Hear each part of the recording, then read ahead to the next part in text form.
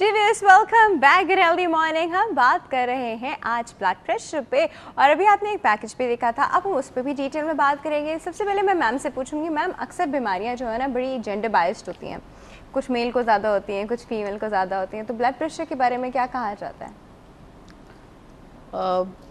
हमारे मुल्क में देखा जाए तो फीमेल को ये ज़्यादा है। रीजंस जो इतने सारे हैं। देखो, उसमें अगर हम प्रेगनेंसी इंड्यूस्ड हाइपरटेंशन को भी इंक्लूड करते हैं तो नेचुरली, और चूँकि लोगों में अवेयरनेस नहीं है, स्पेशली ख़वातीन में इस चीज़ की अवेयरनेस नहीं है, तो उसकी कॉम्प्लिकेशंस भी हमें औरतों में ही ज़्यादा नज़र आती हैं। हाँ एग्जैक्टली अच्छा, इस पे भी हम और बात करते हैं। एक कॉल हमारे पास मौजूद है, पहले कॉल अटेंड करते हैं। अस्सलाम वालेकुम। अस्सलाम वालेकुम, good healthy morning. Good healthy morning Yaya साहब, कैसे हैं आप? अल्हम्दुलिल्लाह, मुझे पता है मेरा नाम Guinness book of world record आने वाले, बस आने वाले, मैंने एप्लीकेशन डाल दी। पता है क्यों आने वाला है आपको? क्यों क्यों क्यों आप क्यों कह रहे हैं? इसलिए कि सबसे ज्यादा कॉलेज सबसे ज्यादा कॉल है आपकी।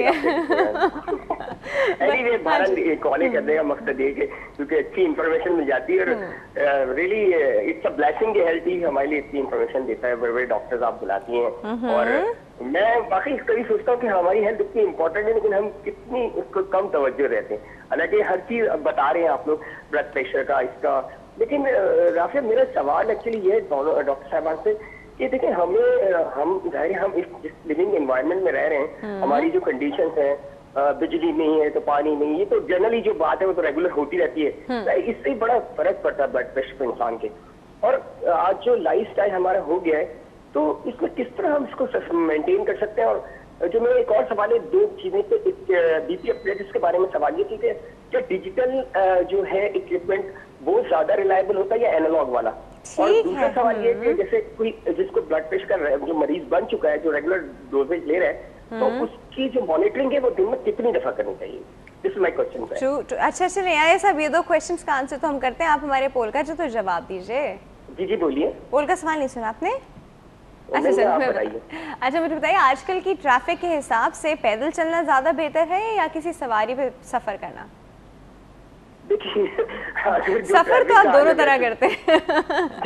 सफर तो दो, लेकिन बहरहाल हमें इंग्लिश वाला सफर अब तो समटाइम्स लगता है कि वाकई पैदल चलने तो ज्यादा बेहतर है। जितना हेक्टिक ट्रैफिक और जितना फंसा हुआ ट्रैफिक होता है, घंटों लग जाते हैं, तो मेरे ख्याल में इतनी देर में आप घर भी पहुंच सकते हैं। एग्जैक्टली। लेकिन अब मसला है कि देखिए, जब वो बात ये है ना कि आप यही तो मैं चीज पूछना चाह रहा हूँ डॉक्टर साहब से कि भाई आप तो हमें समझाते हैं, लेकिन जब आप प्रैक्टिकली आप निकलते तो how can you control it? ये तो बड़ा, स्पेशली ट्रैफिक में मुझे कभी गुस्सा नहीं आता, लेकिन ट्रैफिक में जब फंस जाता है, और जो स्पेशली लोग बेहुदा लोग हरकतें करते हैं, और कुछ चीज अपने ऊपर भी तो लागू करनी चाहिए ना। सारा रूल्स एंड रेगुलेशन तो होते ही है, कुछ एथिकल वैल्यू है, उसको भी तो ख्याल रखना चाहिए। बस मेरा यही सवाल है। Thank you so much. Thank you so much for your call. अच्छा, ये बाकायदा ये एक टेस्टेड तरीका था मेरा और मेरी बहन का कि हम दोनों एक ही डिस्टेंस से घर के लिए निकले, मैं गाड़ी में, वो पैदल। उसने कहा कि मैं पैदल जाऊं, और वो मुझसे पौना घंटा पहले घर पहुंच गए। And I was so stuck in traffic. What was the distance? The distance was of good 15-20 minutes. And वो बड़ा ट्रैफिक जैम का एरिया था। She got off the car, she like मैं घर जा रही हूँ, तुम्हें जब आना है तो तुम आ जाना। मैं कहा मैं तो गाड़ियाँ छोड़ नहीं सकती, I have to come that way. तो वो मुझसे पौना घंटा पहले पहुँच गए। तो इस वजह से मैंने कहा कि क्यों ना हम ऐसा सवाल रखें, अब इस तरह पैदल चलेंगे तो सेहत भी अच्छी रहेगी, टेंशन भी कम होगी, और घर भी टाइम पे पहुँच जाएंगे। अच्छा जी, लेट्स ड्रॉप दैट। एक सवाल उन्होंने बड़ा अच्छा किया कि हम लोग घरों में, हर कोई ट्रेंड नहीं है ब्लड प्रेशर लेने का, इसमें मैनोमीटर से हर कोई नहीं ले सकता, ठीक है? तो डिजिटल वाले आ गए, बड़ा आसान है, कफ लगा के ले लिया, बट वो कहते हैं वो एक्यूरेट नहीं है। What's better? बिल्कुल, डिजिटल जो ब्लड प्रेशर के एपरेटस हैं उनमें थोड़ा सा डिफरेंस आता है एक्चुअल रीडिंग से, और फिर उसकी फ्रीक्वेंट कैलिब्रेशन करते रहनी पड़ती है। और चूँकि देखें, इसमें सिर्फ ये मामला नहीं है कि सिर्फ कैलकुलेशन है, ये बड़ा इंपॉर्टेंट होता है कि आप कफ किस पॉइंट पे लगा रहे हैं, जिस वक्त आप मेजर कर रहे हैं, आप अपनी हाथ की पोजीशन क्या रखते हैं, हार्ट लेवल पे है कि नहीं है, उसको आपने सख्त या टाउट किया हुआ है। तो ये तमाम चीज़ें अगर आपको पता हो तो काफ़ी हद तक वो क्लोज टू नॉर्मल आ जाता है। तो इसलिए ये ज़रूर है कि हम घर पे रहने वालों को डिजिटल यूज़ करने का इस पॉइंट ऑफ व्यू से इजाज़त दे देते हैं कि हाँ भाई, इससे आपको कम से कम एक लेवल अपना, ठीक है वो एक्यूरेट रीडिंग नहीं है, बट एटलीस्ट बहुत लो होना या बहुत हाई होना का एक इंडिकेटर ज़रूर मिल जाता है। तो अगर इस किस्म की सिचुएशन हो रही है कि आपके फ्रीक्वेंट बीपी मेजरमेंट्स बहुत लो या बहुत हाई हो रहे हों, तो इसका मतलब है कि now we need to consult your doctor, ताकि आप एग्जैक्ट मेजरमेंट्स फिर लें और उसकी बुनियाद पे फिर आप आगे अपने फैसले कर सकें।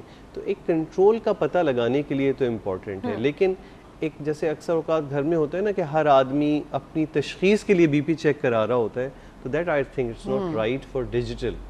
तशखीस के लिए जो तशखीस बीपी के होना लिए it's चाहिए not right. वो प्रॉपर तरीके से, वैसे तो सबसे बेस्ट इसमें मरकरी है, लेकिन आजकल कुछ लेटेस्ट रिसर्च की वजह से उसके कुछ एनवायरमेंटल हैजर्ड्स हैं, अक्सर औकात वो टूट जाती है, पता नहीं चलता, एनवायरनमेंट में आ जाती है।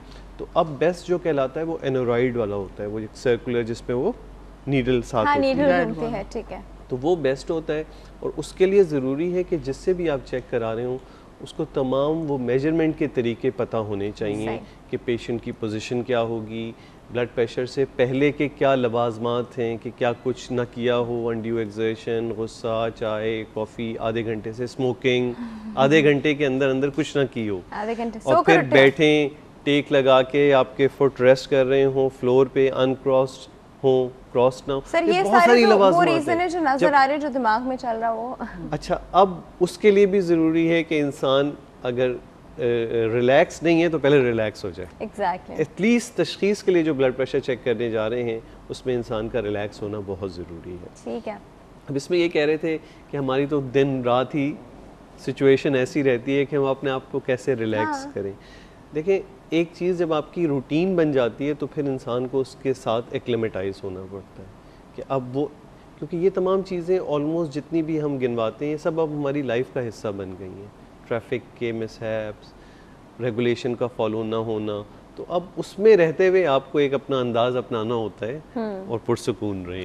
सही। अच्छा मैम, एक और उन्होंने बड़ा अच्छा सवाल किया कि कितनी बार अपना ब्लड प्रेशर रेगुलेट करना चाहिए अ डे? ये इसका सवाल का जवाब एक ही टाइम, एक ही जो है, एक ब्लड प्रेशर का पेशेंट है, हमें हाँ। पता है वो ब्लड प्रेशर का पेशेंट है, तो वो दिन में कितनी, जिस तरह हम लोग बार बार अपनी ग्लूकोज तो चेक करते हैं ना, खाने से 2 घंटे पहले, खाने के 2, मतलब ये वाली खाने के 2 घंटे बाद वाली एक्चुअली, तो बार बार ग्लूकोज चेक होती है, तो ब्लड प्रेशर उस हाइपरटेंसिव पेशेंट का एक ही टाइम पर, उसी टाइम पर जिस पर आप डेली चेक कर रहे हो, और एक ऐसे आदमी से जो आपका डेली चेक कर रहा हो। अब ये नहीं कि आप फ्रीक्वेंट दूसरे लोगों से चेक करवाएं, क्योंकि उससे रीडिंग एरर आ सकता है। नंबर 2, उसका एक एडवांटेज और भी है, सुबह को आपने समझेंगे पिल ली हुई है, उसका एग्जैक्ट टाइम शाम को अगर 6-7 बजे आपने चेक करवाया तो उसका जो ड्रग का जो मैक्सिमम पीक लेवल है और उस वक्त क्या असरात होंगे ब्लड प्रेशर पर, वो हमें पता चल जाता है इससे। अच्छा, इसका जो जवाब है ना, ये एक नहीं हो सकता। अच्छा सर, इसका जवाब हम और भी एक्सप्लोर करते और हैं ना, वो नंबर छोटी सी 2, ब्रेक के बाद। नंबर 2 एक ब्रेक एक ब्रेक ले लूँ मैं, फिर हम और बात करते हैं। वैसे एक बहुत ही छोटी सी ब्रेक है, अब आप देख रहे हैं ना कितनी इंपॉर्टेंट बात चल रही है, तो हमें बहुत ही छोटी ब्रेक लेनी पड़ेगी, कहीं नहीं जाएगा। Will be right back.